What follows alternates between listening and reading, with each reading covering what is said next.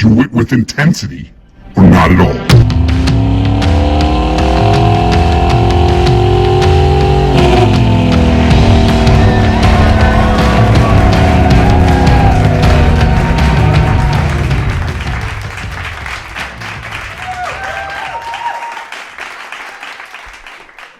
Welcome to the Intensity Podcast. I'm your host, Hans the Hammer Hartleben. Today, in-house, in studio, the new Intensity Studios, Travis Schertz.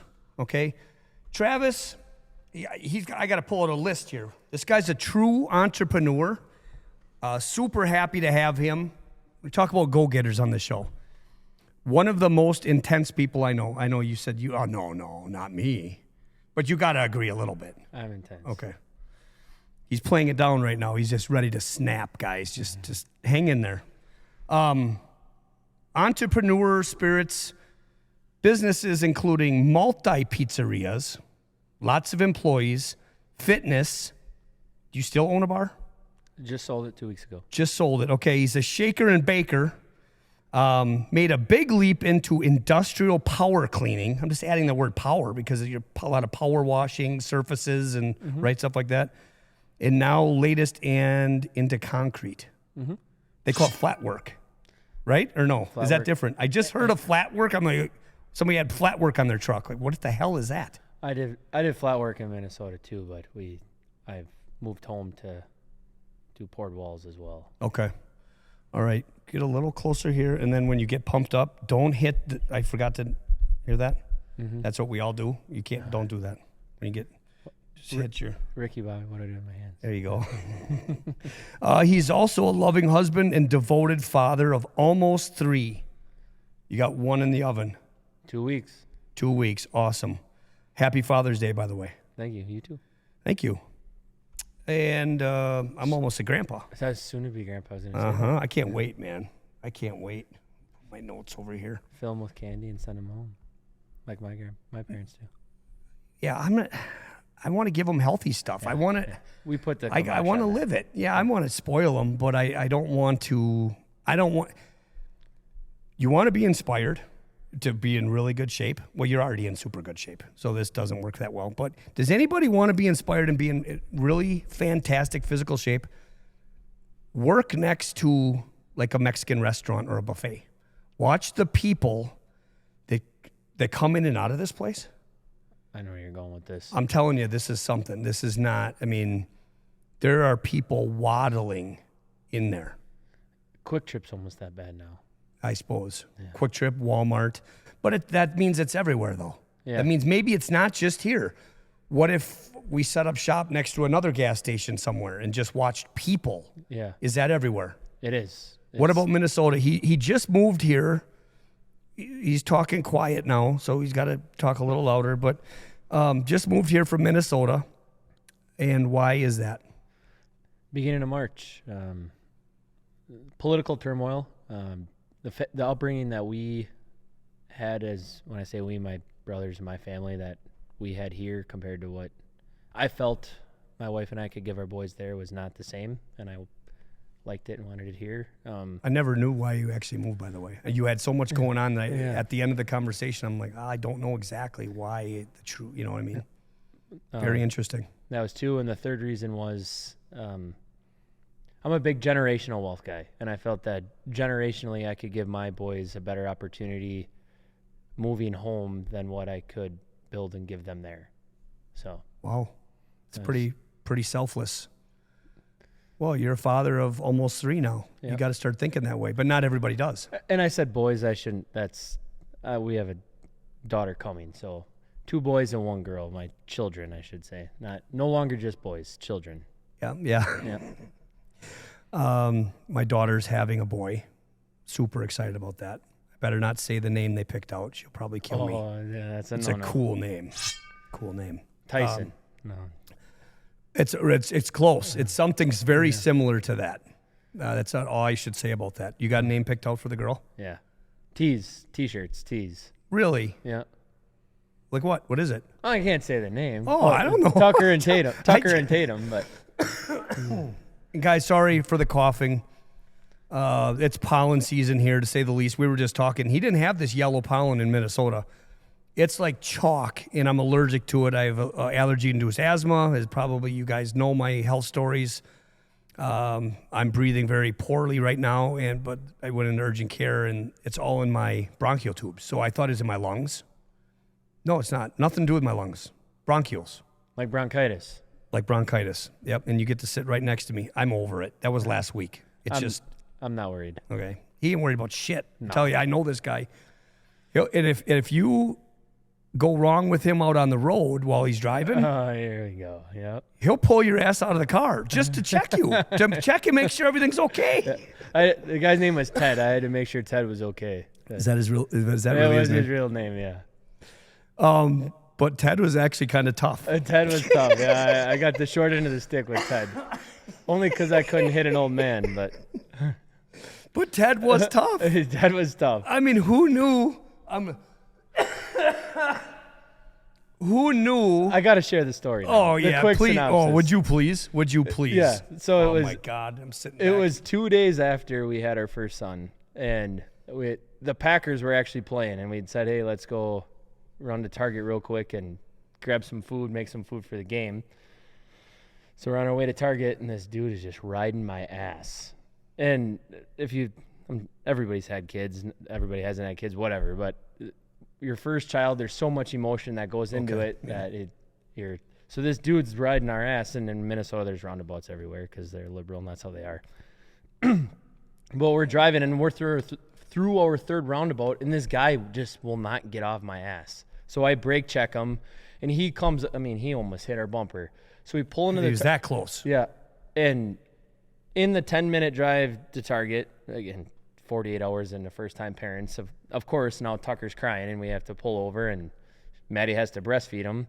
And the guy cases the parking lot twice looking for us, and she's in the passenger seat breastfeeding our son because he was crying. It's a bad spot to be in. Yeah, and he pulls right up next to us and like rolls down the window and starts screaming and flips me the bird. And now I'm ready to take the guy's head off. I'm livid.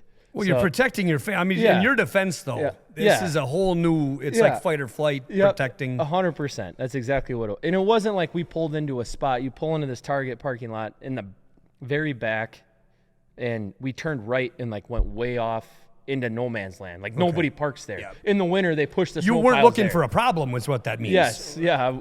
And this guy circles, and I know this for a fact because I watched the cameras. I had to go get my own footage because my defense lawyer sucked at the time. But we went, and I got the footage, and you can see him circle the parking lot 3 times after he dropped his girlfriend, wife, whoever she was, off. And the third time his mom. Yeah, his mom probably, his 90-year-old mom. He can't. So yeah, then I stepped out of the car. I told Maddie I had to go check something out. Why she believed me, I don't know if she did.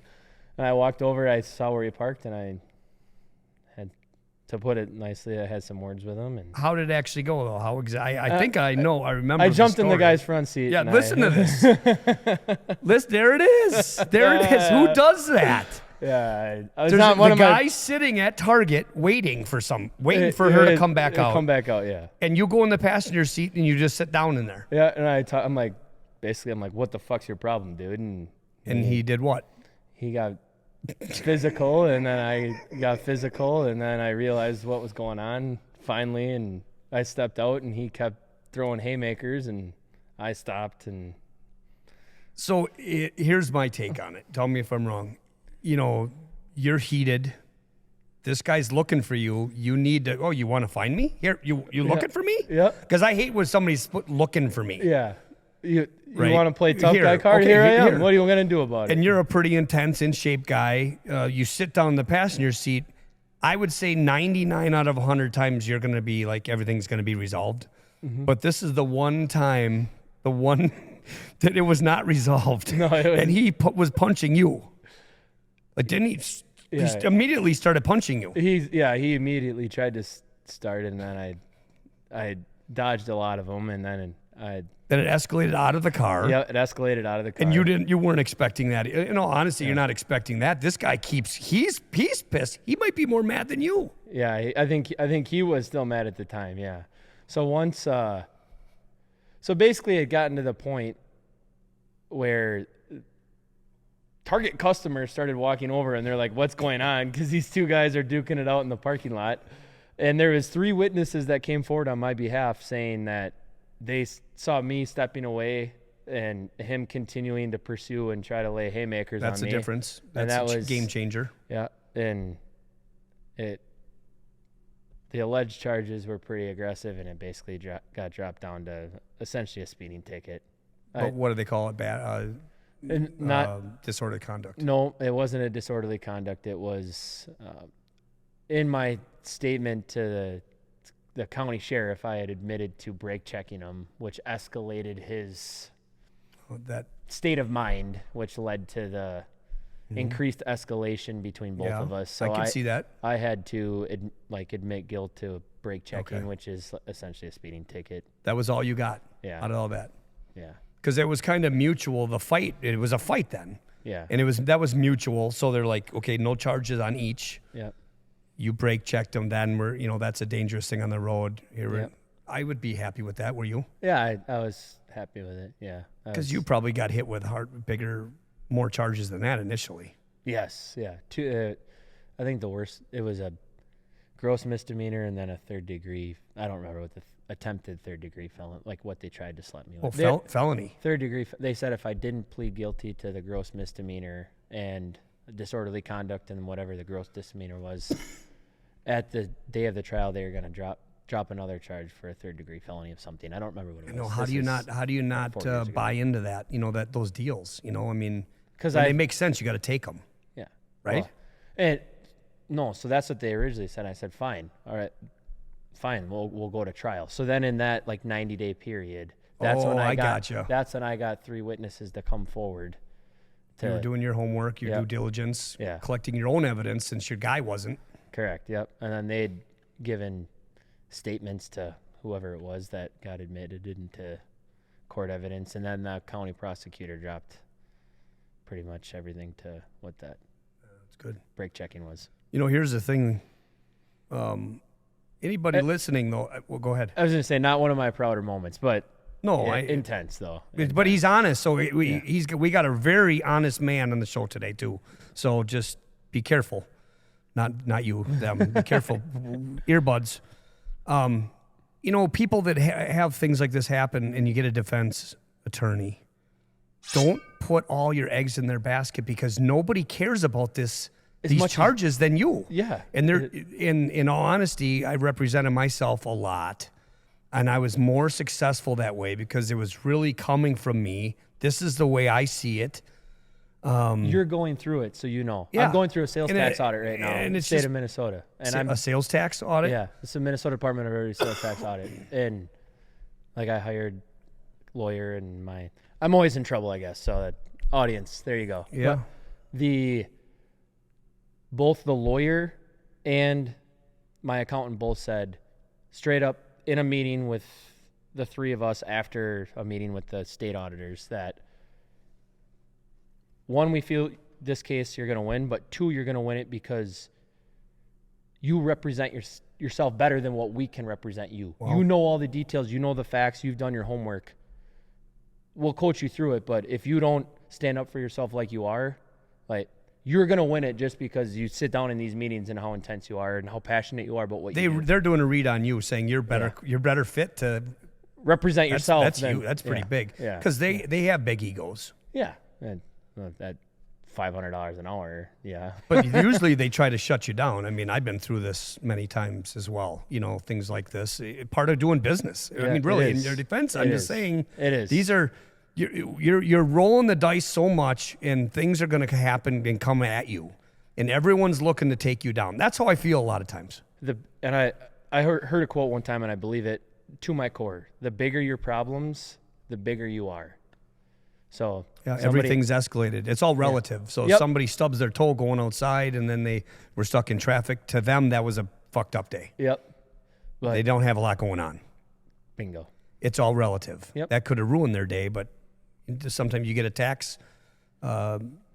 I'm not saying, yeah, the Target thing, that's just me being a hothead. But like a sales tax auditor. You had your own defense, though, with protecting your newborn son, in my opinion. I mean, bigger you are, bigger your problems. How many people choose not to have kids so they wouldn't have the feeling of, this dude is riding my ass and I got a 2-day-old kid in the backseat. It changes everything. It's not about you anymore. The brakes off him. Yeah, exactly. You were also a big sports guy. I remember your dad, because I'm also good friends with your dad, your father.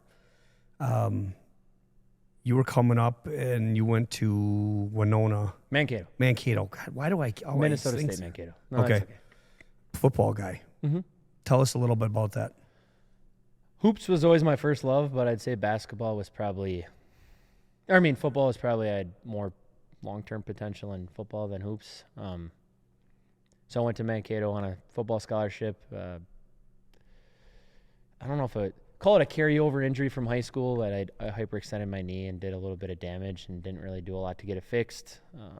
Towards the end of my freshman year, it resurfaced again, got it fixed. And then training camp of my sophomore year, it really hit ugly, and I played in 2 games. I didn't really play. I was there, played, but whatever. And didn't quite pan out how I wanted, but this was a super elaborate. Yeah. So tell us about this. The surgery. Yeah.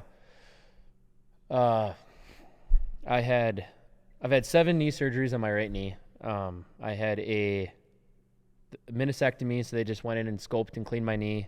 The first time, the second time, the third time. They're scraping scar tissue. Yeah, scar tissue and torn meniscus and torn cartilage. They're just clipping it off too. Yep, clipping it, scoping it, cleaning it so it's not jagged. It doesn't hook. It doesn't keep re-tearing. The third time they went in, there was more damage than they thought, so they did what was called a microfracture surgery. So I did that. I had that. Worst surgery ever. Don't ever do it. Guys, this is probably, him and I are probably the only 2 people you ever meet that have had microfracture surgery. I have people, just can I interject something super quick? Yeah, absolutely. One post I made when I was recovering, I hashtagged on Instagram microfracture surgery. I have people from all over the country reaching out, sporadically, probably 5 people, but they're from all over. Like, they're devastated, and they don't know me, and they're wanting help. Like, what was it like? Am I ever going to be able to walk again? The recovery time was ridiculous to what they say. They say, oh, we're just going to poke a few holes in there. And the goal is, because I know a little something about this, is they poke holes, they drill holes in your femur, and from that, the stem cell blood fills into the potholes that you have in your articulate cartilage, basically. Bingo. It's like filling potholes in asphalt. Yeah. It's not real asphalt, and it's never as good, and it's never going to adhere to the rest of the blacktop parking lot, basically. So when you take the plow over it, what happens? Hits it, frays it, pops it up, eventually popping that plug, because it's basically develops fake cartilage. Scar tissue. That fills that hole so there's no bone on bone. But I know mine popped out, and now I'm getting cortisone again, and it feels great. Yeah. But go ahead, straight from that surgery. So microfracture 3 didn't work.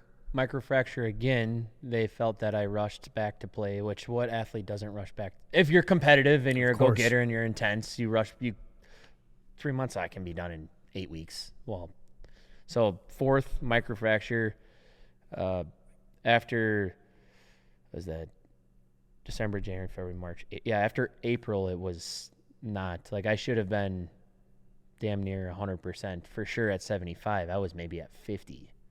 And in the meantime, I'd been doing all this research on, call it cutting edge, but regenerative surgeries for cartilage damage and arthritis, more or less. Now, I had trauma arthritis. I didn't have old age arthritis. There's a large difference. It's good to know.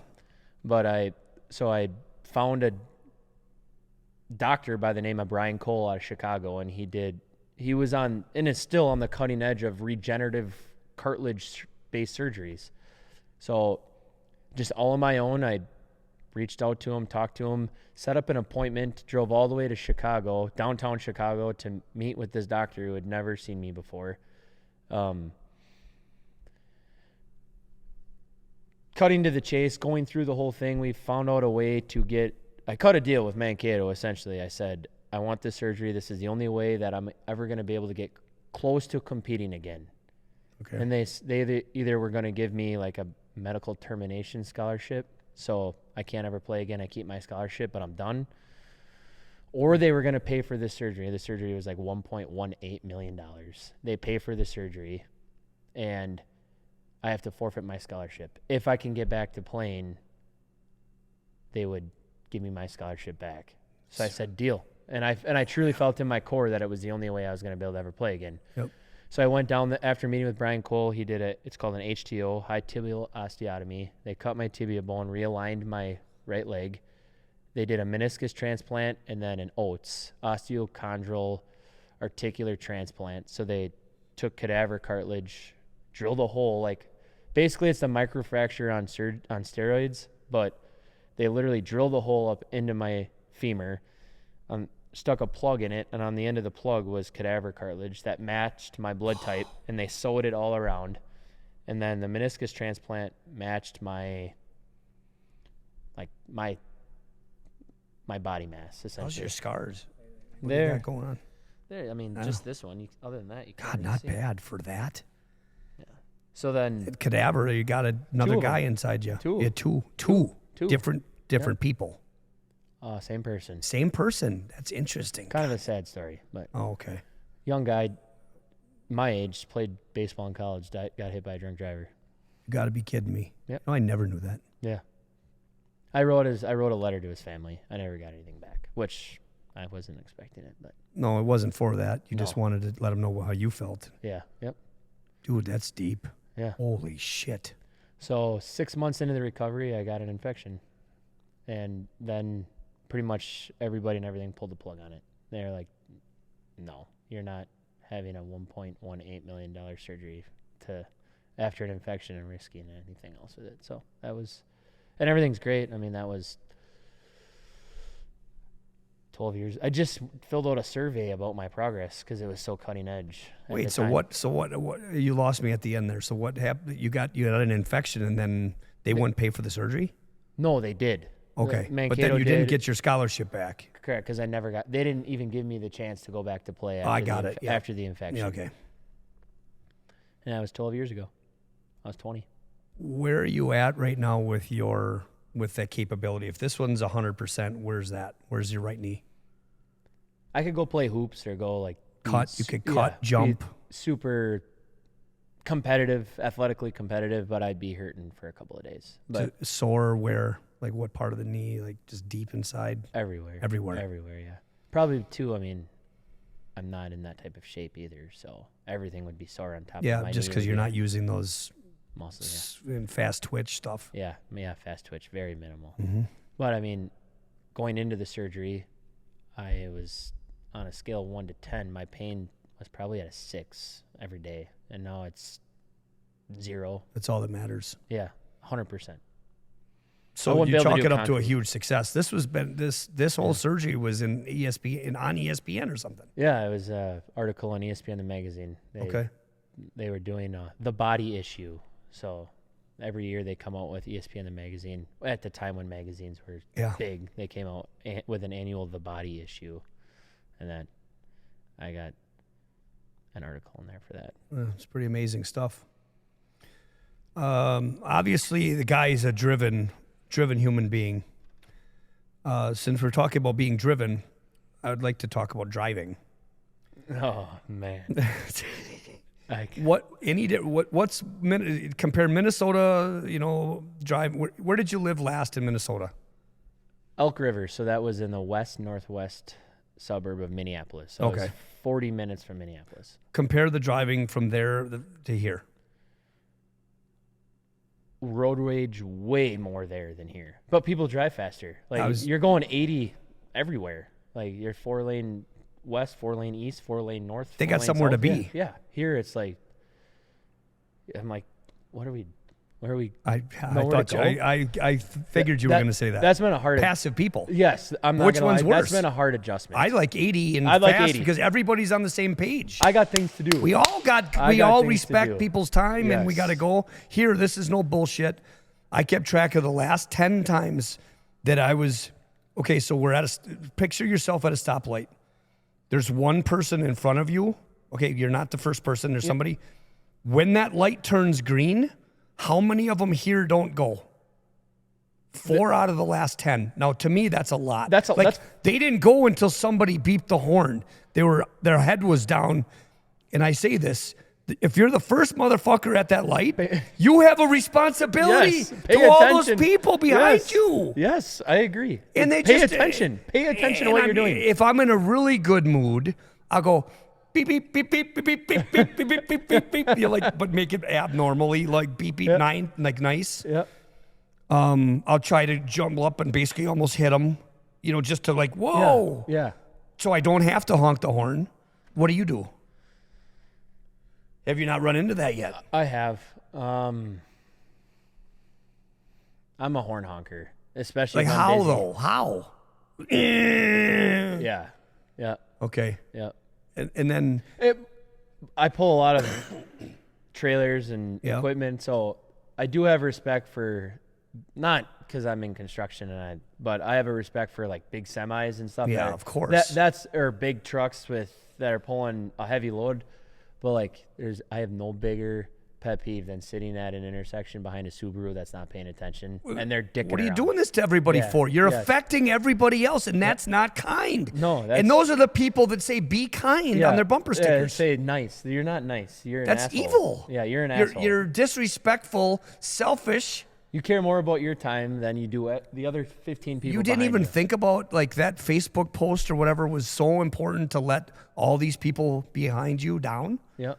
Or if 10 of the 15 cars should have hit the green light and only 6 of them did, because Exactly, they get left hanging. Yeah, but that ripples all the way through because the lights are programmed based upon population. Exactly, so they'll get it all the way down. Yeah, they'll get it all the way down for the next half hour, and then that intersection, and it's. You know what I do when there's a yellow light and I'm turning? I will go abnormally fast through it so the guys behind me, so we can all, and I've mentioned this on the podcast, but we can all get through then. Yeah.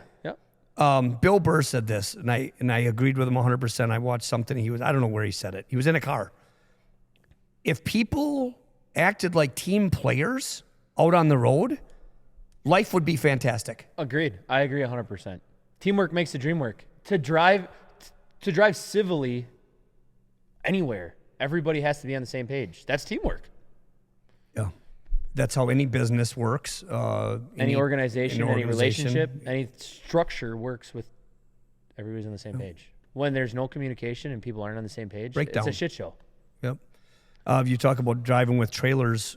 You ever run anybody, you're behind them, and then they're turning right, let's just say in the right lane, and they have to swerve over in the left, just like they acting like they got a semi-trailer behind them. Like they're pulling, they got a big load, they're carrying a big load. They got like a Ford Fiesta or a little Subaru, like you said, Prius. Pulling a grass clippings trailer. Yeah. No, they don't even have a trailer.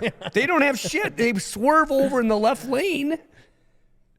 They overcompensate. They overturn their turn. Yeah, they think they got to hit it at a 90. They can't just turn in, man. There's nothing. Yeah, they can't do a 30-degree swoop. They got to hit it at a 90. That's a great analogy. Also, you and I talked right when you moved back, and you mentioned something about post office workers. It hit a spot with me. Oh man, where are you at with the postal system here? Are you all good now? You were on the phone with. When I was on the phone with waiting you for an hour and a half. You were real nice with the guy, but you were making sure you got your mail or it went out. Inconsistent. It has been here? Now that I'm everywhere. There's points in St. Cloud. My office was up in St. Cloud, so all my mail went there. And there'd be. You always had problems? Yeah, sometimes I wouldn't get my mail for a week. Well, this is a solutions program, okay? Why? What's wrong with the mail system? It's ran by the government, number one. Number two, that it's not incentive-based pay, so it doesn't matter if it takes them 12 hours or it takes them 6 hours. They get paid by the hour. And anything about the government's not about efficiency. It's about bureaucracy. So, and I agree with that. On top of the fact the post office is bankrupt. So, I mean, like all enterprises in this country, they can't keep labor. So if you don't incentivize your labor and they can't keep labor, what do? I have Just keep perpetuating the stupidity, and then we suffered not getting mail. I mean, Oh, yeah. Okay, I see that. I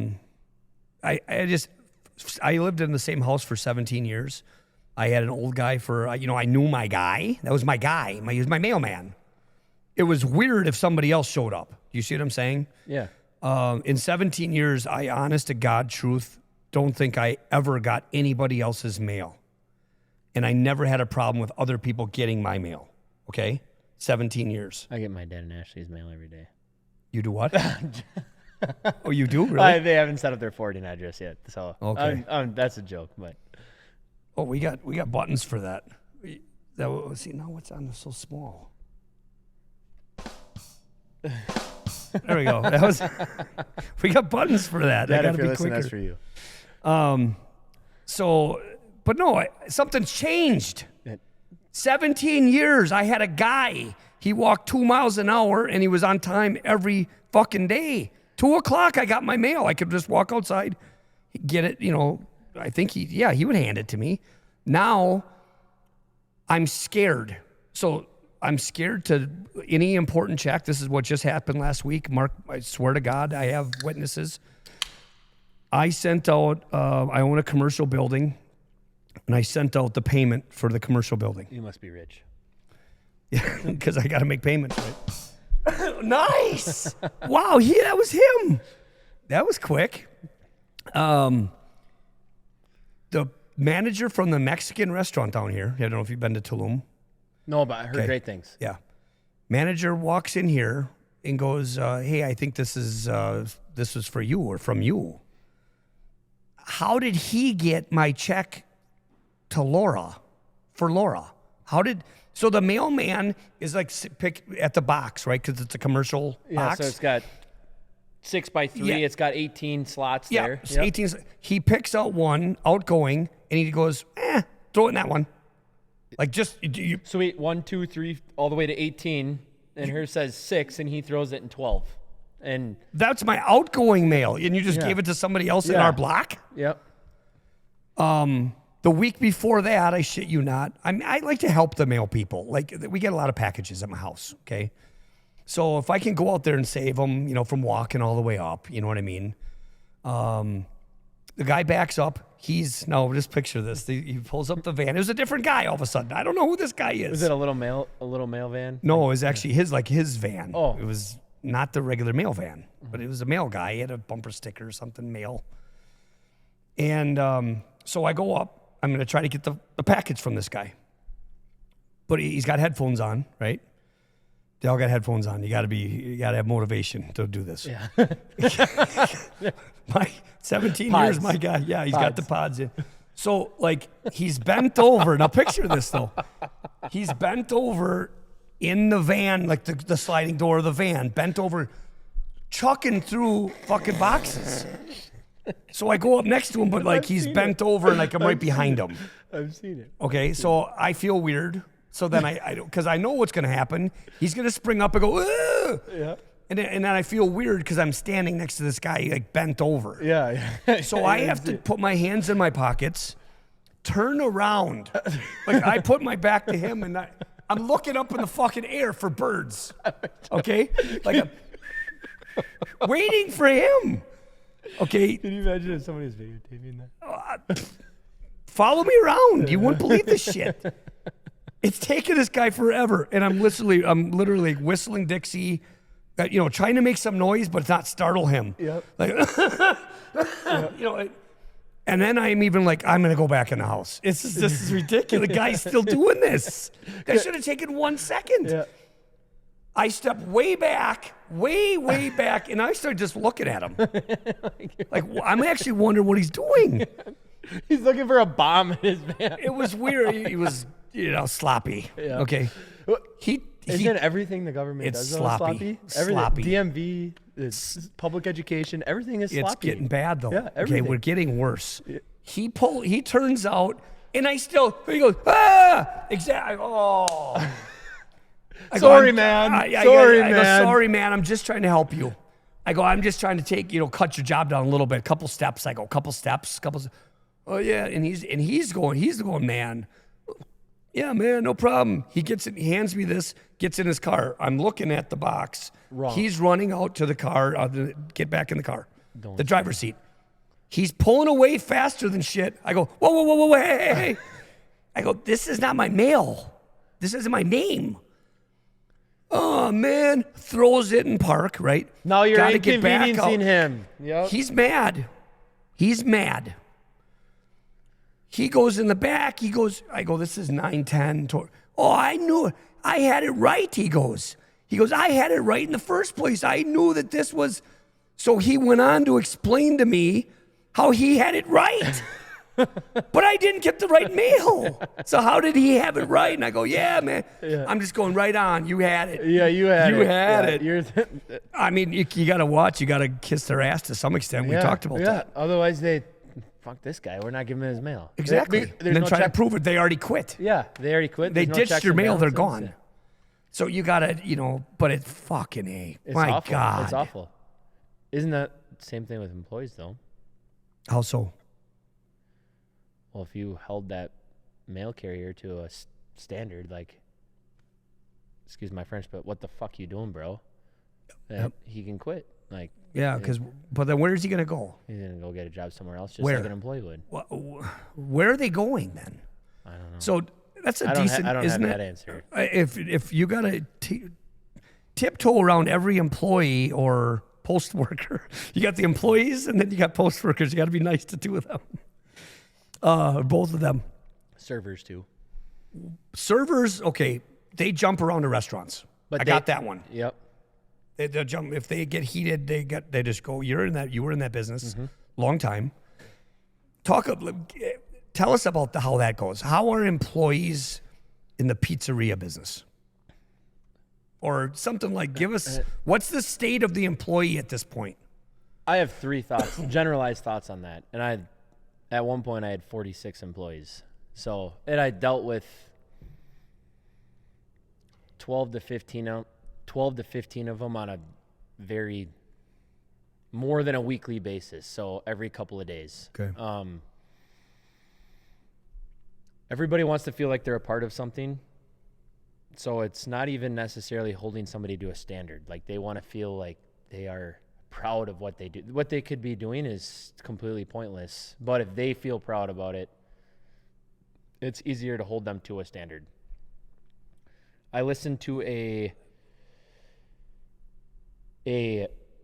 was like a 20-minute video of a speech that Chip Kelly just was the offensive coordinator for Ohio State. Now he took the OC job for the Vegas Raiders. Okay.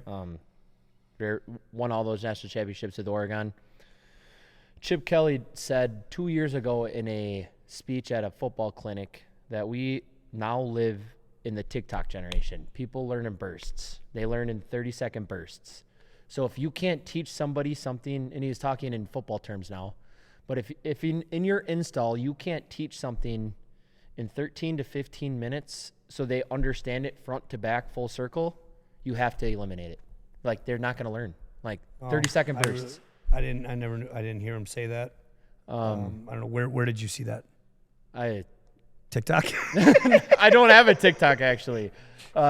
I saw it on Facebook, but then I went and YouTubed the Chip Kelly speech. Okay. I saw the reel for it, and then I went and YouTubed the Chip Kelly speech and caught the speech. Very cool.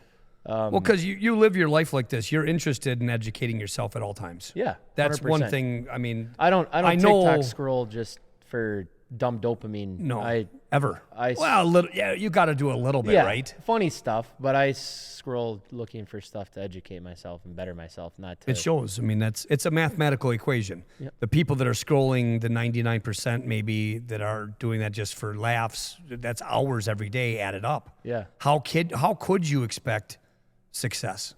Yeah, if you don't. Or results. I mean, just think, if you spend 5 hours a week just dumb scrolling on your phone, what if you turn that 5 hours of dumb scrolling into productive scrolling? Think about how much you'd learn. 5 full hours. Imagine that. A week. Yeah, that's a lot. Times 52 weeks.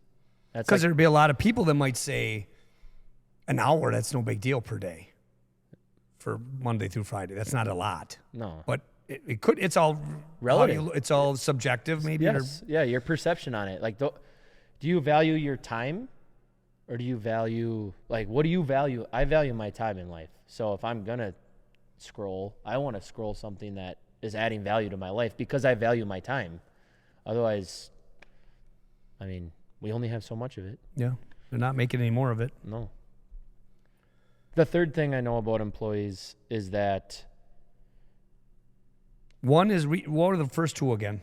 They got to feel proud. They got to feel like there's something. Yeah. And otherwise, they got to learn in 13 to 15 minutes. Yes. Okay. Short burst, essentially number two is their attention span is small. Yep. The labor force, I'm not categorizing 50-year-olds into this, but 18 to 35-year-olds, short attention span, quick bursts education.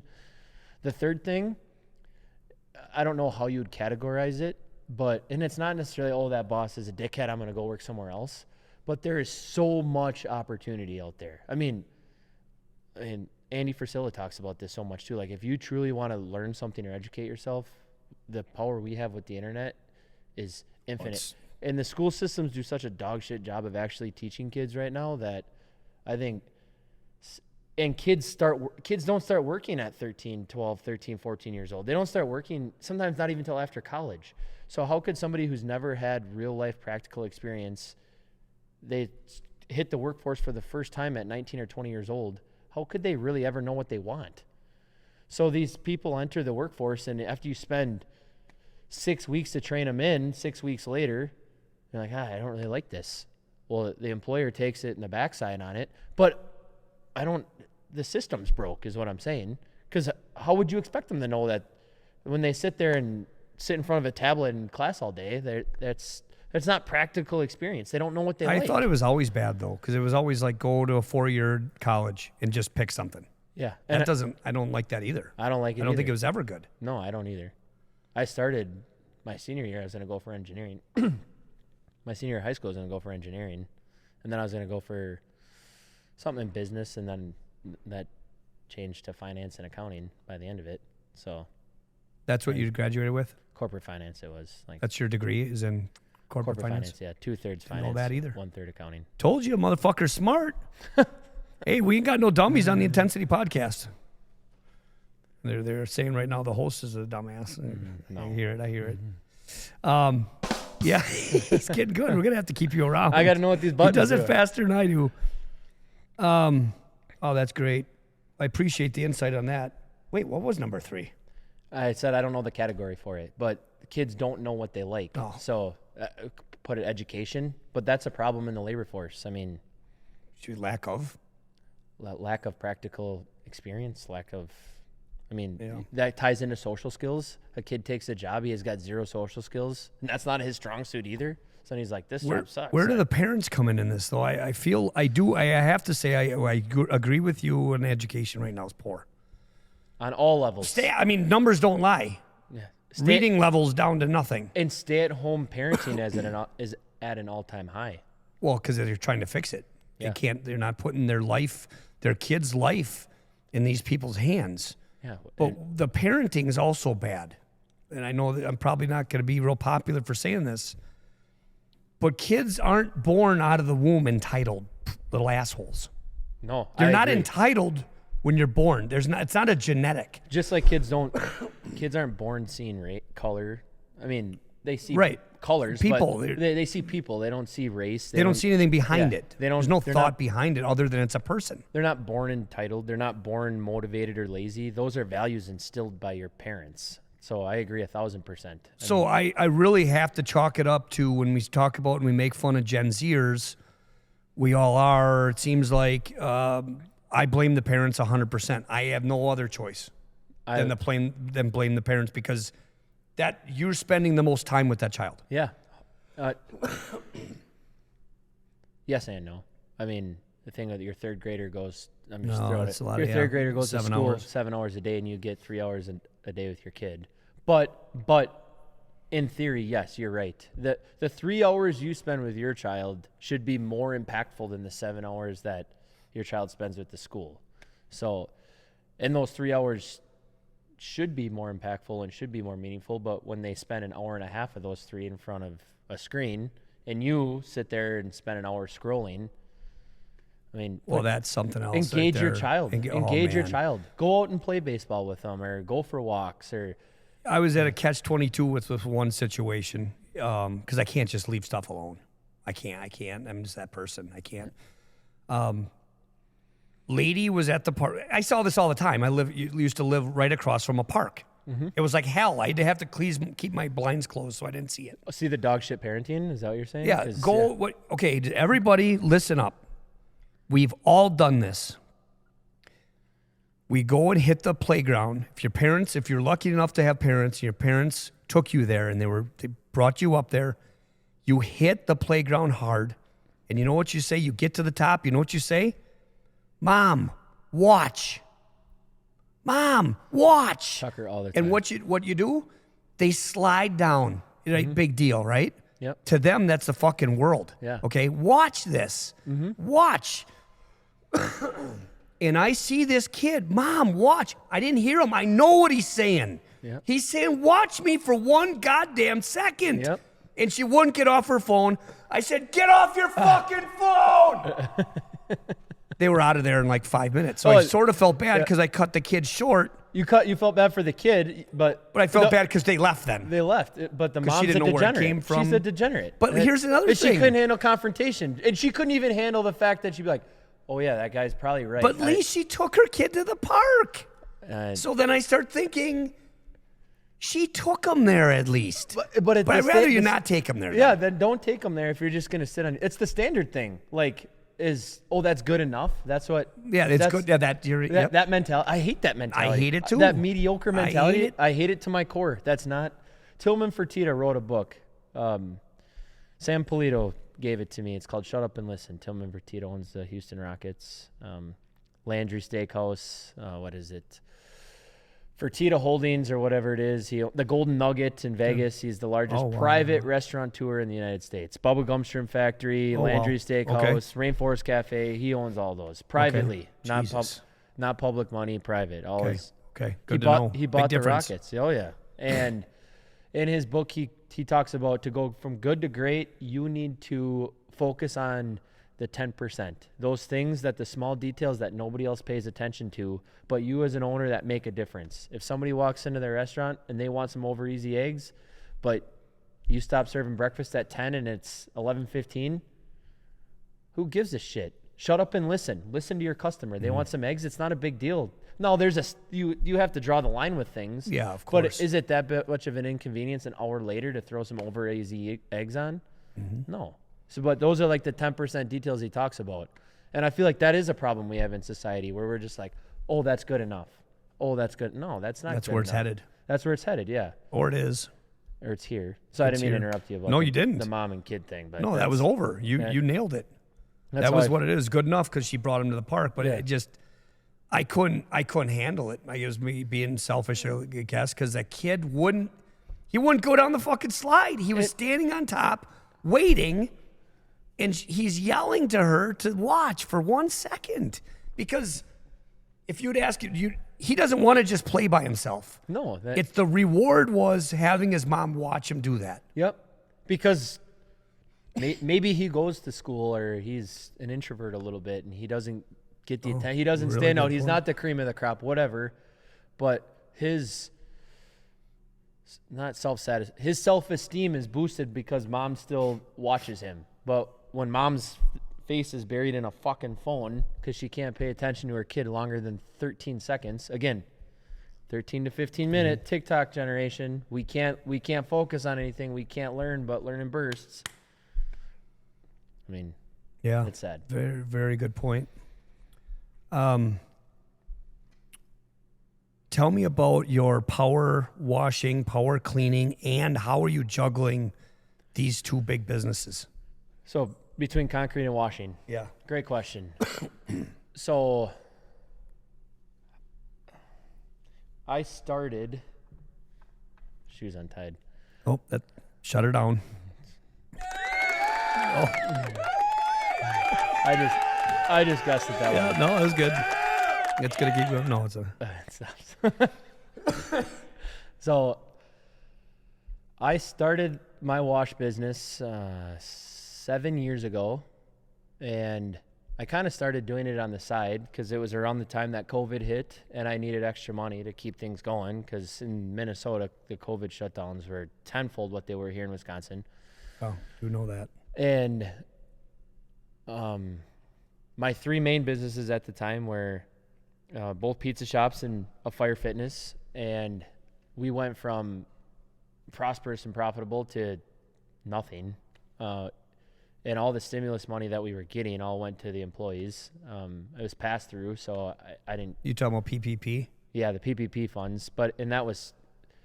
So yeah, all that went to the employees. So those funds didn't come to me because we had it set up as like a pass-through entity, like a C corp. So I got distributions. I didn't take a wage. So none of that PPP was for me. So I needed some way to make money and keep loans afloat and the whole spiel. So I started washing driveways and decks and small houses on the side. And I'm like, oh, this is, and Dad and I had talked about it too. And he was washing at the time as well. He'd been washing for a couple of years. And I remember that story when I told Dad what I thought about washing when I was in college. I'm like, go do it. I know this guy that does it on the side on weekends. He washes and stains decks and he makes like $60,000. And at the time he was contemplating retirement. And he's like, shit, I'll go. Oh, you initially brought it to his attention? Yeah, he's not going to admit that, but I know. I remember. Tim, no, you won't. You know. I was sitting in my college housing apartment complex in my little piece of shit Kia Optima, and it was a decent car for a college kid. Actually, Tim likes to argue so much that he will, just because you say you'll never admit that. Yeah, I will. You're the one. You were the one. That's how you can trick him, by the way. Yeah. Woo! Yeah. Whatever one it was that didn't hit them all here, guys. Just the Intensity Podcast. Sorry. So I crawled down this rabbit hole the second year. I got two jobs. One was for an underground parking garage for an apartment complex in Minnesota. And the second one it's called Miracle Mile. It's actually a mile long of shopping centers in this shopping complex. And I had to wash all the stone column veneer. They're like stone veneer columns on the front. And then it was like 12-foot long sidewalks that span the entire front of the stores.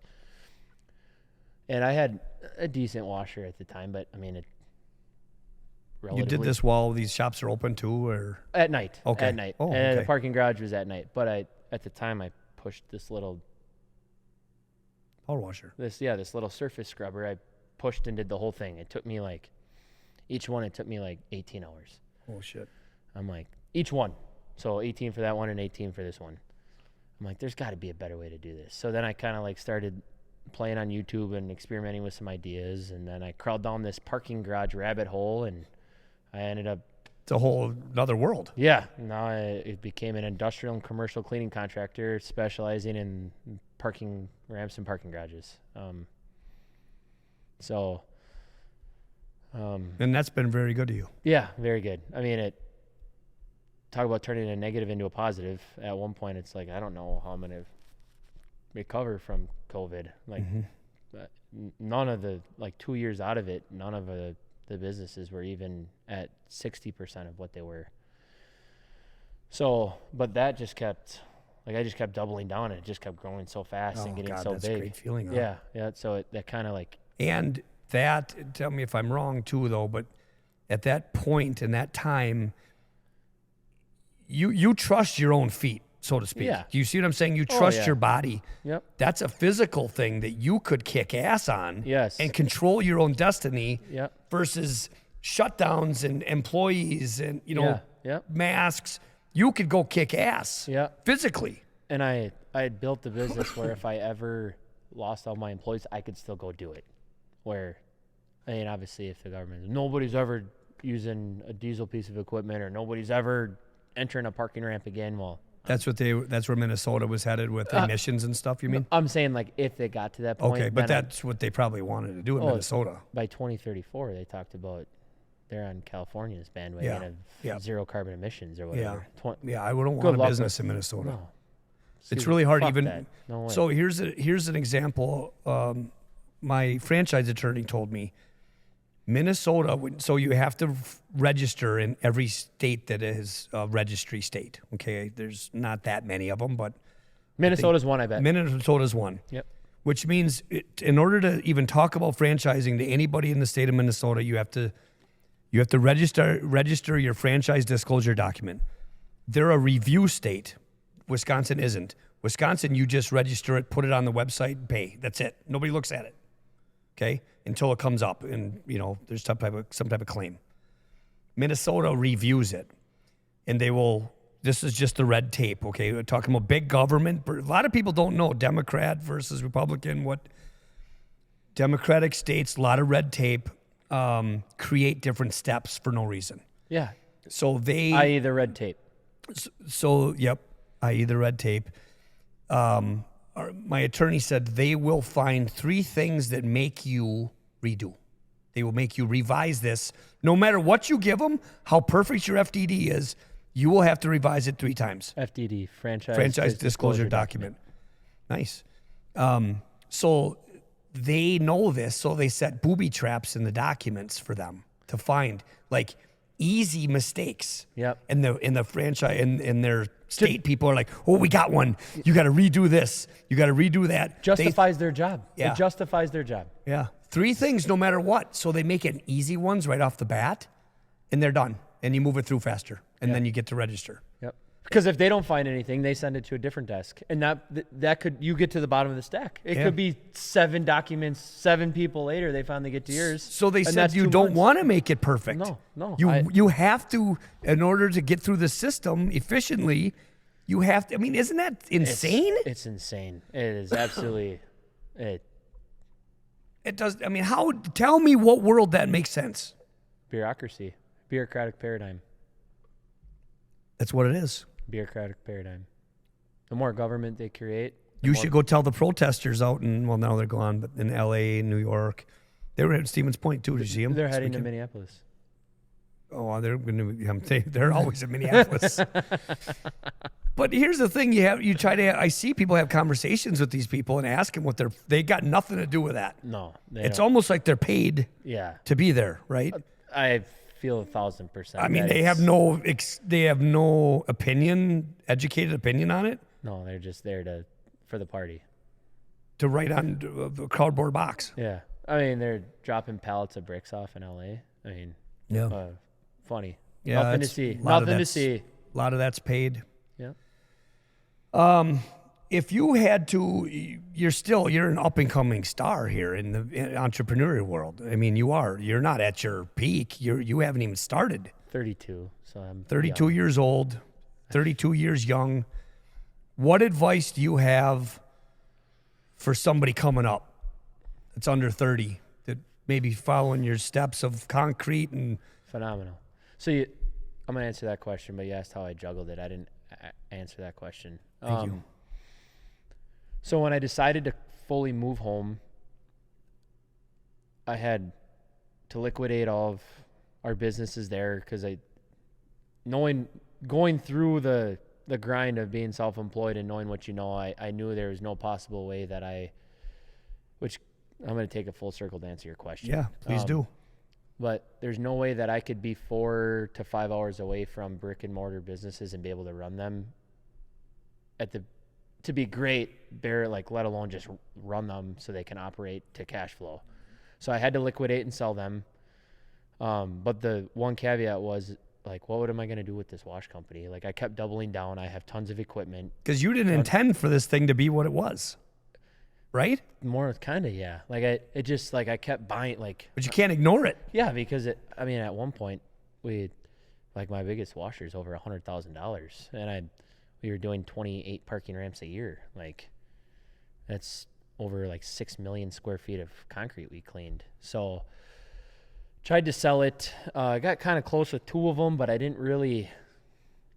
The deals kind of fizzled out. So I said I'm too deep into it to walk away from it financially, but also all of the there's no education on it. You just crawl down the rabbit hole and you learn as you go. So all this self-taught knowledge, it's too stupid to walk away from it. Yeah. Plus I have everything.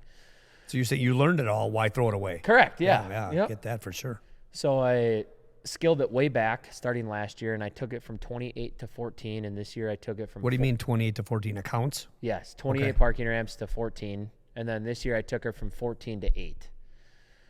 And I felt like I could fulfill those 8 within around 6 weeks, so I didn't chew into too much of like the bulk of concrete and construction season in time, but still be able to somewhat capitalize on what I built on the wash side. And it's not great, but at least I'm capitalizing on some of the sweat equity that was put into building it. Did you up the prices at all in those accounts? Yeah, all of them. So that helped offset it as well.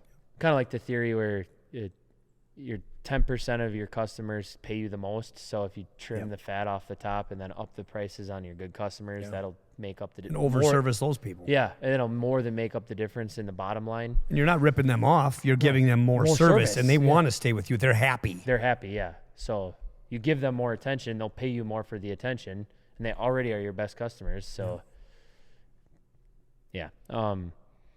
so then the rest of the time I can focus on the concrete construction side of things. Okay. So that helped, one, financially, but also it wasn't a waste. Like I didn't financially, I was too deep in, and again, all the sweat equity to just walk away from washing, but so I can still capitalize on it somewhat financially, but still be able to do concrete. I know people are wondering, you got the pizzerias, you got fitness, you got the bar, industrial, power washing. How do you all of a sudden jump into concrete? How do you learn that business?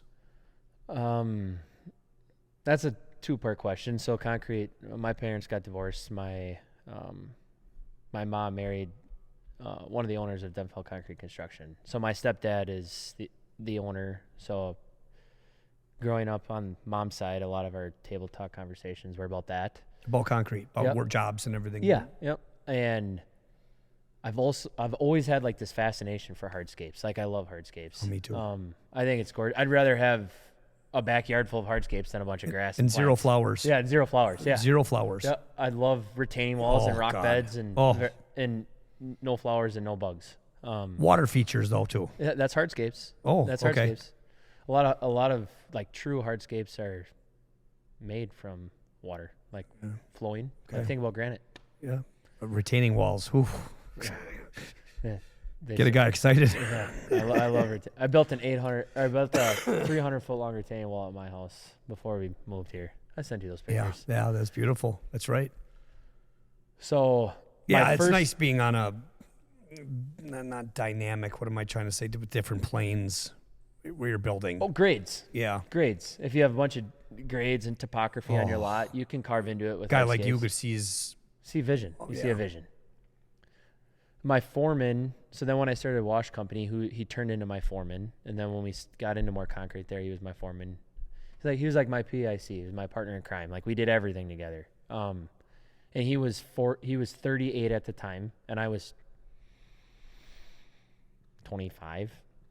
And he taught me so much. I mean, when I started the wash thing, like I didn't even know how to ratchet strap down a trailer. Like I didn't know shit. Yeah. He taught me like everything for 3 years. And I don't want to say like I was the money guy, but like I was the vision and the hustle and the grind. But you're paying attention. Yeah. And he was teaching me some of the things that a guy that's been in construction for over 20 years knows. So that was part of it. So between my mom and stepdad on concrete and Greg had been in the concrete business, and he's a 3rd generation mason. His dad and grandfather were in it. So, that's how I learned. Oh. So you already had your foot in the door. I mean, knowledge is, you're not a pro yet. But I wouldn't say I'm the greatest, but I would say I'm good enough to handle a majority of the work. So you are a pro, you're professional. You haven't mastered the world of concrete yet. No, correct, yeah. But you could get it done. Yeah, yep. So bringing that full circle then about my advice to like a young hustler, a young entrepreneur, focus on one thing and be really, really good at it. I wish. I had too many irons and in one fire. I had too many irons. I was too spread apart. Is that even possible? I'm not trying to ruin your advice. No, I every day I'm so envious of those people that like just do one thing. so fucking good. Like everything is about one thing. I am so scattered, and I just think I'm down to it. It's just my personality. Yeah, I can't stand doing one thing, but I don't like it either. It hurts me, I think. So I'd agree, but if you can, I don't want to say have spin-offs because that's the wrong word, but if you can have other revenue streams or other things that complement your main thing, that works. And they're close, that you can pull one guy you can pool assets, pool resources. Yeah. But all related. Yeah. Same family. Yep.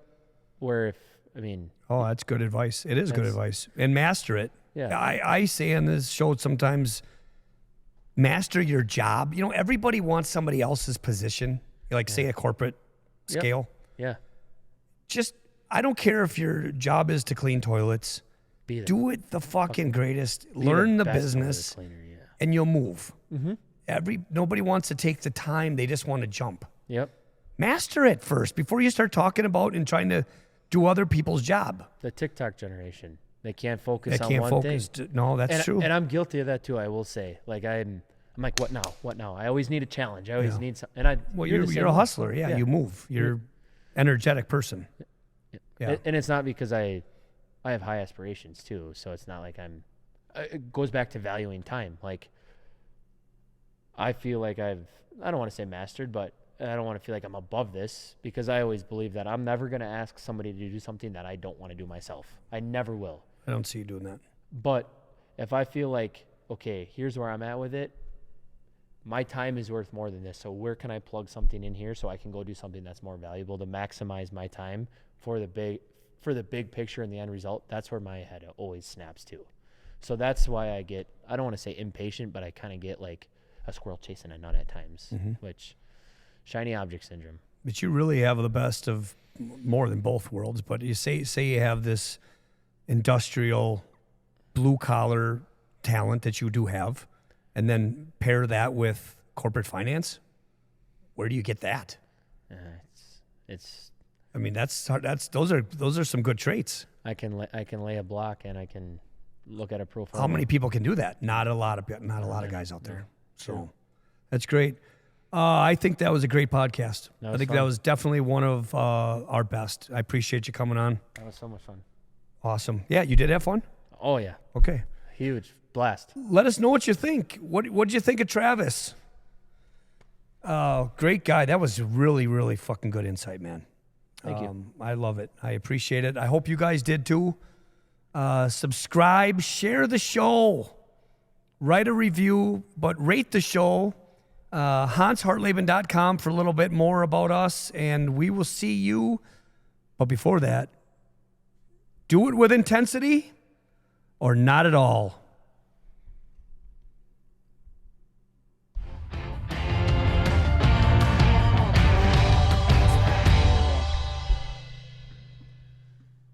That was fun.